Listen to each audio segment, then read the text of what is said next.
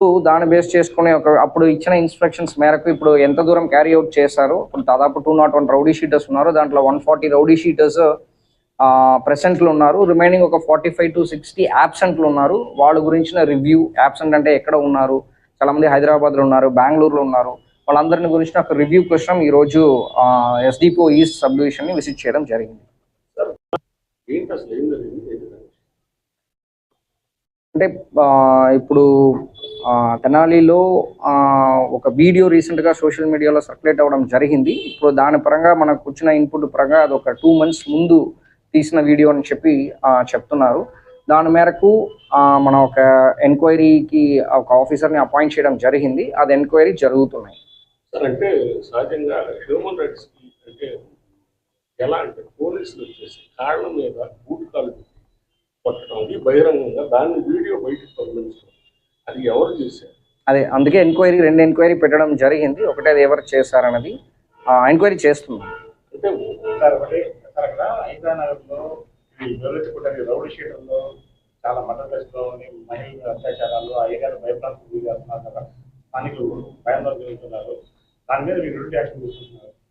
అంటే ఇప్పుడు అక్కడ ఈ వీడియోలో కనిపిస్తున్న వాళ్ళు ఎవరు ఉన్నారో వాళ్ళు డోమా రాకేష్, తర్వాత విక్టర్, తర్వాత కరీముల్లా అని చెప్పేసి ముగ్గురు దాంట్లో కనిపిస్తున్నారు. ఇప్పుడు దీంట్లో రాకేష్ వాళ్ళపైన ఒక 8 కేసులు ఉన్నాయి. దాంట్లో ఈవెన్ రాబరీ కేసు, తర్వాత విక్టర్ అనే వ్యక్తి పైన కూడా robbery cases plus NDPS case కూడా ఉన్నాయి. వీళ్ళ పైన అటెంప్ట్ టు మర్డర్ కేసెస్ కూడా ఉన్నాయి. సో దీంట్లో ఏంటంటే మనకి వేము అలియాస్ కిల్లర్ అనే ఒక వ్యక్తి కూడా అబ్స్కాండింగ్లో ఉన్నారు. వాళ్ళపైన కూడా మర్డర్ కేసు కూడా ఒకటి ఉంది, తర్వాత అటెంప్ట్ టు మర్డర్ కేసు కూడా 2 ఉంది. సో ఇది ఓవరాల్ ఇదన్నీ కూడా దీంట్లో ఉన్న ఈ నలుగురు నేను చెప్పిన కిల్లర్ కానీ, డోమా రాకేష్ కానీ, తర్వాత విక్టర్ కానీ, తర్వాత కరీముల్లా కానీ అందరూ కూడా మన లడ్డు అని చెప్పేసి ఈ లడ్డు గ్యాంగ్ని చెందిన వాళ్ళు. ఈ లడ్డు పైన ఆల్రెడీ 3 మర్డర్ కేసు ఉంది. వాళ్ళపైన రౌడీ షీట్ కూడా ఉంది. దీంట్లో Rakesh as well as Victor పైన కూడా రౌడీ షీట్ ఉంది. ఈ లడ్డు అనే వ్యక్తి కూడా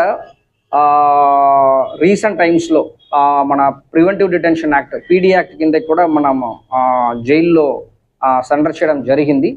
అంటే వీళ్ళందరూ కూడా మనకి ఇప్పుడు సురేంద్ర అని చెప్పేసి వాళ్ళపైన కూడా రౌడీ షీట్ ఉంది, వీరయ్య, వీళ్ళందరూ కూడా ఈ లడ్డు గ్యాంగ్తో పాటు రిలేటెడ్గా ఉండడము. సో ఇప్పుడు ఈవెన్ ఎలక్షన్ అప్పుడు కూడా 81/24 అని చెప్పేసి మన సుధాకర్ ఒక వ్యక్తిని కొట్టిన వీడియో కూడా చాలా వైరల్ అయింది. దాంట్లో కూడా ఈ సురేంద్ర అనే వ్యక్తి కూడా ఉన్నారు. సో సురేంద్ర, వీరయ్య, లడ్డు, తర్వాత వాళ్ళ అనుచరులు అందరూ కలిసి ఇలాంటి యాక్టివిటీస్లో గతంలో ఇన్వాల్వ్ అయినది బేస్ చేసి